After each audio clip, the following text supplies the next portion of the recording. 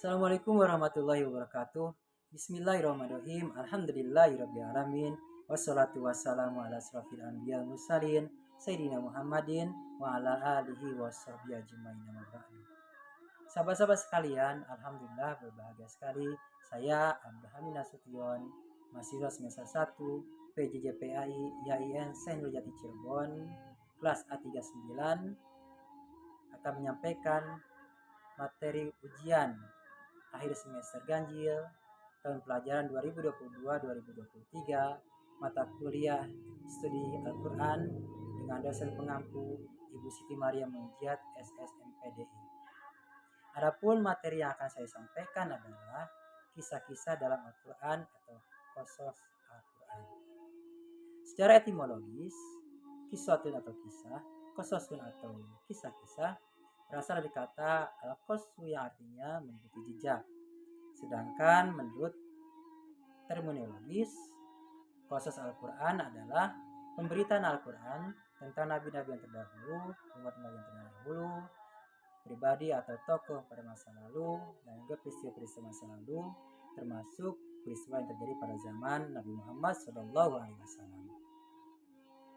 Kisah-kisah dalam Al-Quran dibagi menjadi 3. Yang pertama adalah kisah para nabi dan rasul. Nabi dan rasul yang diutus Allah untuk menyampaikan risalah ilahiyah sangatlah banyak. Tetapi yang diceritakan dalam Al-Quran hanya sedikit saja, hanya 25 orang nabi sejak dari Nabi Adam alaihissalam sampai dengan Nabi Muhammad SAW. Kisah-kisah dalam Al-Quran juga berbeda-beda, ada yang diceritakan yang panjang, ada yang sedang, dan ada yang sekilas saja. Kisah Nabi Adam alaihissalam, Nabi Nuh alaihissalam, Nabi Ibrahim alaihissalam, Nabi Yusuf alaihissalam, Nabi Musa alaihissalam, Nabi Harun alaihissalam, Nabi Daud alaihissalam, Nabi Sulaiman alaihissalam, Nabi Isa alaihissalam, dan Nabi Muhammad SAW diceritakan agak panjang di dalam Al-Quran. Sedangkan kisah Nabi Hud alaihissalam, Nabi Shalih alaihissalam, Nabi Lut alaihissalam, Nabi Ismail alaihissalam, Nabi Ishaq alaihissalam, Nabi Yakub alaihissalam, Nabi Zakaria alaihissalam, dan Nabi Yahya alaihissalam lebih sedikit dibandingkan dengan nabi-nabi yang disebutkan tadi. Sedangkan kisah tentang Nabi Idris alaihissalam, Nabi Ilyas alaihissalam, dan Nabi Ilyas alaihissalam hanya sekilas saja diterangkan di dalam Al-Quran. Rangkaian kisah para nabi ini biasanya yang dikisahkan adalah tentang kehidupannya, tentang dakwahnya, tentang penentangan, dan juga tentang mukjizat yang dihadirkan kepada mereka, dan juga tidak jarang doa-doa yang dipanjatkan kehadirat Allah Subhanahu wa taala. Yang kedua adalah kisah kaum dan sosok pribadi dan juga peristiwa pada masa lalu. Al-Quran menceritakan tentang kisah kaum seperti kaum Ad yang hidup pada masa Nabi Hud alaihissalam, dan juga kaum Tsamud yang hidup pada masa Nabi Shalih alaihissalam. Kedua kaum ini adalah kaum yang menentang tentang kerasulan, tentang pada rasul yang diutus kepada mereka, dan Allah pun mengazab mereka. Kemudian ada cerita tentang pribadi atau tokoh yang bukan nabi yang menjadi teladan, seperti Luqman yang menjadi teladan bagi orang tua dalam mendidik putra-putrinya. Selain kisah teladan, juga ada kisah yang tidak patut untuk dicontoh karena tentang kedurhakaan kepada Allah Subhanahu wa taala, seperti Raja Fir'aun di masa Nabi Musa alaihissalam yang menjadikan dirinya sebagai Tuhan. Selain kisah kaum dan juga tokoh, ada juga tentang peristiwa pada masa lalu, yaitu seperti cerita para pemuda yang bersembunyi dalam gua dan tidur selama 309 tahun karena bersembunyi dari kejaran raja yang zalim yang kita kenal dengan sebutan Ashabul Kahfi. Kisah yang ketiga adalah kisah di zaman Nabi Muhammad SAW.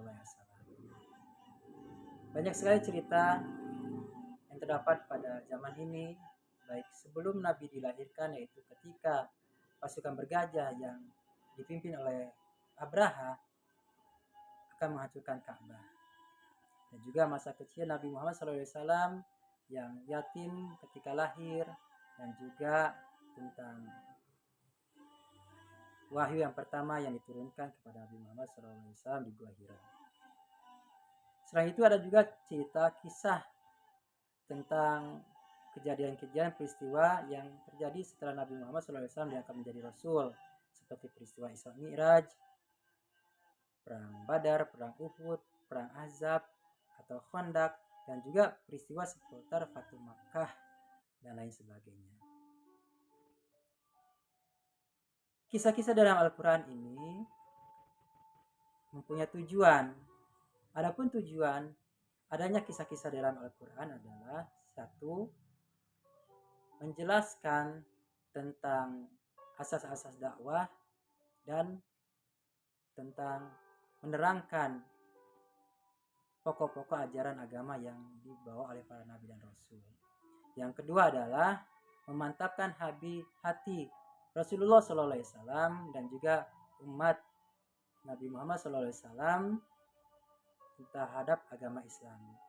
Dan yang ketiga adalah membenarkan keberadaan para nabi dan rasul yang sebelumnya. Dan juga yang keempat adalah membuktikan kerasulan Nabi Muhammad SAW dan kebenaran wahyu yang dibawanya. Yang kelima adalah memberikan petunjuk, pendidikan, dan bimbingan kepada umat manusia.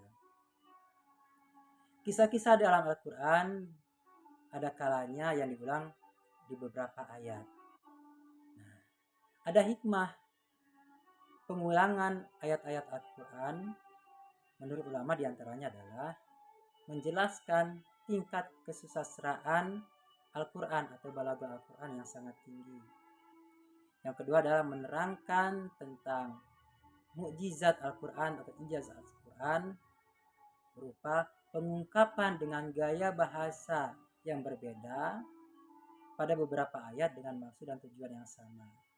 Hal ini tidak bisa ditandingi oleh para ahli bahasa Arab. Dan yang ketiga adalah bahwa untuk menguatkan makna suatu peristiwa di benak para pembaca. Kisah-kisah semua ini yang tercantum di dalam Al-Quran adalah fakta nyata, fakta sejarah, bukan fiktif seperti hasil karya sastra para sastrawan yang fiktif. Nah, ini saja dia sampaikan tentang kisah-kisah dalam Al-Quran.